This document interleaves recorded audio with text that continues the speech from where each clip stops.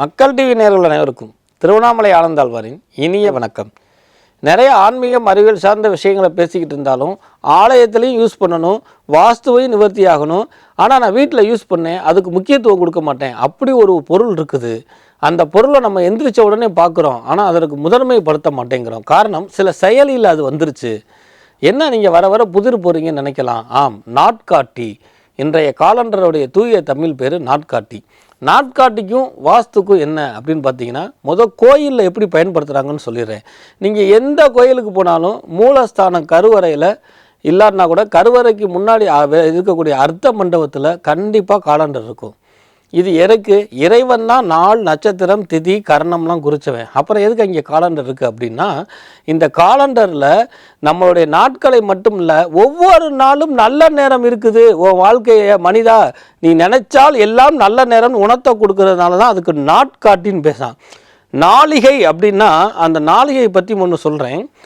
இப்படின்னு சுன்றது நாளிகை இல்லை. ஒரு தாமரை பூக்கும் இன்னொரு தாமரை பூக்கும் ஒரு ஊசி நுழையக்கூடியதே நாளிகைன்னு கணக்கு எடுத்துருக்குறாங்க. அந்த நாளிகை எப்படி எதற்கு பயன்படுகிறது? ஜோதிடம் பார்ப்பதற்கு மட்டும் இல்லை, மனிதனுடைய வயிற்றில் நாடி பார்க்குறாங்க இல்லையா, அந்த நாடிக்கு இந்த நாளிகை ஒத்து வருது. எப்படி சார் குழப்புறீங்க அப்படின்னா, இப்போ நாடி பார்க்குறப்போ இந்த நாளிகை சில பேர் வெறும் வயிற்றில் வாங்கன்னு காலையில் சொல்லுவாங்க, அது சூரிய நாளிகை. அப்புறம் சாயங்கால பொழுது பார்க்குறது, அப்புறம் கடுமையான வயிற்று வலியாக இருந்தால் பார்க்குறாங்க இல்லையா, அந்த நாளிகையும் இந்த நாடி துடிப்பையும் கணக்கு பண்ணாங்கன்னா நீ என்ன சாப்பிட்ருக்கங்கிறது கூட வைத்தியத்தில் சொல்ல முடியும். இப்போ புரியுதுங்களா? நாளிகை அந்த மாதிரி அந்த நாளிகைக்கு அடுத்து தொடர்பு உள்ளது இந்த நாட்காட்டி. இதுவும் தன்னம்பிக்கை கொடுக்கக்கூடியது. என்னடா நம்ம எந்திரிச்சோன்னு என்ன நினைக்கிறோம், இன்றைக்கி ராசி பலன் என்ன இருக்குது அப்படின்னு போட்டோம். நல்லா தெரிஞ்சுக்குங்க, இந்த ராசி பலன் 1.5 வருடம் 2 வருடத்துக்கு முன்னாடி தீர்மானிக்கப்பட்டது இல்லையா? இன்றைக்கி மழை வரும்னு சொல்லிட்டு மழை வராமல் எத்தனையோ காலம் போய்த்து இருக்குது. இன்றைக்கு பண வரவு வரும் வராமல் இருக்காதுன்னு சாதாரணமாக இருக்கிறவனுக்கு பொருளாதாரம் கொட்டப்பட்டிருக்கிறது. ராசி பலன் மட்டுமே பார்த்து நம்ம அந்த நாட்காட்டியை ஒதுக்கி விட்டோம். நாட்காட்டியில் என்ன இருக்குது அப்படின்னா, சில கிரக உரைகள் ராகு காலம் எம்ம கண்டும் இருந்தாலும் எச்சரிக்கை.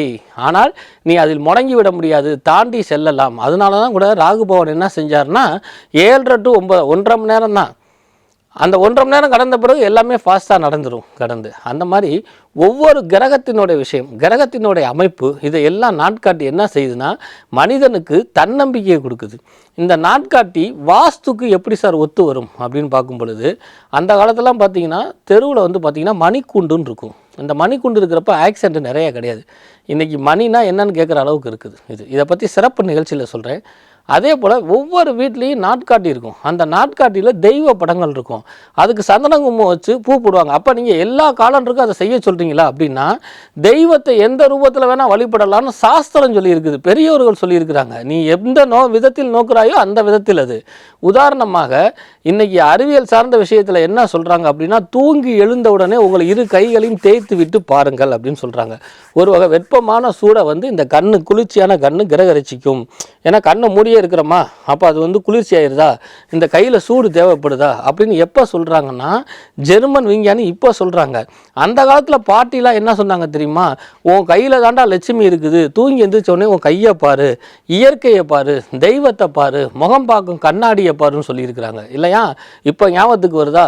அப்போ இயற்கையை போய் தேடுவதற்கு அந்த காலத்தில் கிராமம் இருந்தது. இப்போ இயற்கையிலே காலண்டர் வந்துடுது, அருவி கொட்டுற மாதிரி இல்லையா, பூ பூக்கிற மாதிரி, மழை இருக்கிற மாதிரி காலண்டர் வந்துடுது. இந்த நாட்காட்டி தன்னுடைய விசை பகுதி, அதாவது இயக்கு விசையை தூண்டுவது மட்டும் இல்லாமல் வாஸ்து எப்படி சரி பண்ணுது அப்படின்னா, இப்போ நீங்கள் தெற்கு திசை பார்த்தோ மேற்கு திசை பார்த்தோ ஒரு காலண்டரை மாற்றுறீங்கன்னு வச்சுக்கோங்க, அந்த ரூம்பு எத்தனைக்கு எத்தனை வேணால் இருக்கட்டும்னு வச்சுக்கோங்களேன். ஏதோ நம்ம கண்ணுக்கு தெரியாமல் ஒரு வாஸ்து குறை இருக்குதுன்னா, ஒவ்வொரு பேப்பராக கிளிக்க கிளிக்க கிளிக்க கிளிக்க அந்த வாஸ்துனுடைய குறைபாடு நீங்கி கொண்டே இருக்குது. இதற்கு எப்படி சார் ஆதாரம்? ஏதாவது நீங்கள் சொல்கிறதுக்கு ஆதாரம் இருக்குன்னு சொல்கிறீங்களா?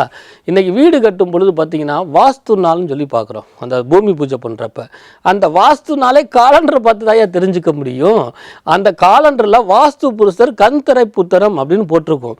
இது பெரும்பாலும் அஷ்டமியை ஒட்டி வரும். இதுதான் கவனிக்கப்பட வேண்டிய விஷயம். அன்றைக்கி அஷ்டமியா இல்லையான்னு ஒரு அஸ்ட்ராலஜரை பார்க்குற காட்டிலையும் ஒரு வாஸ்து புருஷருடைய வாஸ்து நிவர்த்தி பண்ணக்கூடிய அந்த காலண்டர், அந்த காகிதம் ஏன் நம் வாஸ்துவை சரி பண்ணாது? அதாவது பூமியை தோண்டி நீ வாழ வீடு கட்டுறதுக்கு வாஸ்து சொல்லக்கூடிய காலண்டர் நம்ம வாஸ்துவை ஏன் சரிப்படாது? பார்க்கும் பார்வையும் நோக்கும் எண்ணமும் சரியாக இருந்தால் எல்லாம் சரியே.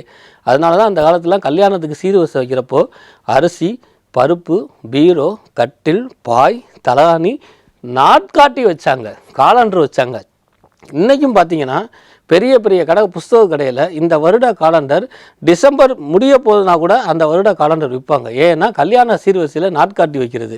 நாட்காட்டி மனிதனுக்கு தன்னம்பிக்கையும் வாழ்க்கையில் ஏற்படக்கூடிய கஷ்டங்களை கிழித்து எறிந்து விட்டு வென்று விடுவாய் என்ற சொல்லக்கூடிய அமைப்பையும் நாட்காட்டி இந்த வீடு சரியில்லை, இந்த ரூம்பு சரியில்லை என்றால் கூட இந்த வாஸ்துவை சரி பண்ணிவிடும். ஏனென்றால் அது தெய்வம் இருக்குது, ஏனென்றால் அதில் இயற்கை இருக்குது, ஏனென்றால் என் மனம் காலையில் அது மகிழ்ச்சியாக பார்க்குது. மகிழ்ச்சியாக இருக்கிறவனுக்கு எந்த குறையும் இந்த பூமியில் ஏற்படாது.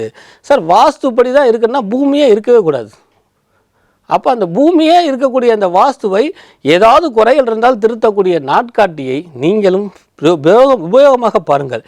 திருமண நாளுக்கும் காது குத்தலுக்கு மட்டும் நாட்காட்டியை பார்க்காமல் தூங்கி எழுந்தவுடன் நாட்காட்டியை பாருங்கள். உங்கள் மனதில் இருக்கக்கூடிய உற்சாகத்தை மேம்படுத்தும். நாட்காட்டில் இருக்கக்கூடிய ஒவ்வொரு பேர்பெரும் கிழிக்கும் பொழுது இன்று பிரதோஷம், இன்று அஷ்டமி, இன்று நவமிங்கிறப்போ மனிதனுக்கு ஒவ்வொரு வகையிலையும் இறைவன் வெற்றியை கொடுப்பதற்கு பல படிக்கட்டுகளை வைத்திருக்கிறான் என்று சொல்லுங்கள்.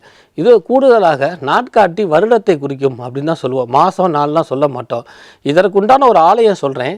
கும்பகோணத்துக்கு பக்கத்தில் இருக்கக்கூடிய சுவாமிமலை முருகன் கோயிலுக்கு போனீங்கன்னா 60 படிக்கட்டு இருக்கும். இந்த 60 படிக்கட்டுக்கும் ஒவ்வொரு வருடத்தில் பேர் இருக்குது. சர்வாதி, விகாதி, ஆனந்த, ரூப அப்படின்னு அந்த படிக்கட்டுக்கு பேர். இந்த 60 படிக்கட்டை கடந்து அந்த முருகப்பெருமானை சேவிக்கிறோம். அந்த முருகப்பெருமான் தந்தைக்கே உபதேசம் பண்ணுறான். அப்போ என்னன்னா 60 ஆண்டுகளை கடக்கணும். அப்போ அந்த ஆண்டுக்கு முக்கியத்துவம் கொடுக்கக்கூடிய படிக்கட்டு உண்மையானால் நான் சொல்லக்கூடிய இந்த நாட்காட்டியும் உங்களுடைய வாழ்க்கையில் படிக்கட்டாக இருந்து உதவும்.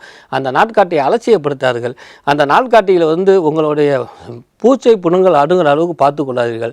வாஸ்துவை நீக்குவதும் தன்னம்பிக்கையை கொடுப்பதும் தெய்வ அனுகூலம் அதுலேயும் இருக்குங்கிறத வலியுறுத்தி நாட்காட்டி எனக்கும் உங்களுக்கும் நம் அனைவருக்கும் பயன்படும் சொல்லி உங்களிடமிருந்து விடைபெறுவது திருவண்ணாமலை வாசி திருப்பணம் கொரக்கண அடிமை டி. ஆனந்தாழ்வார். வணக்கம்.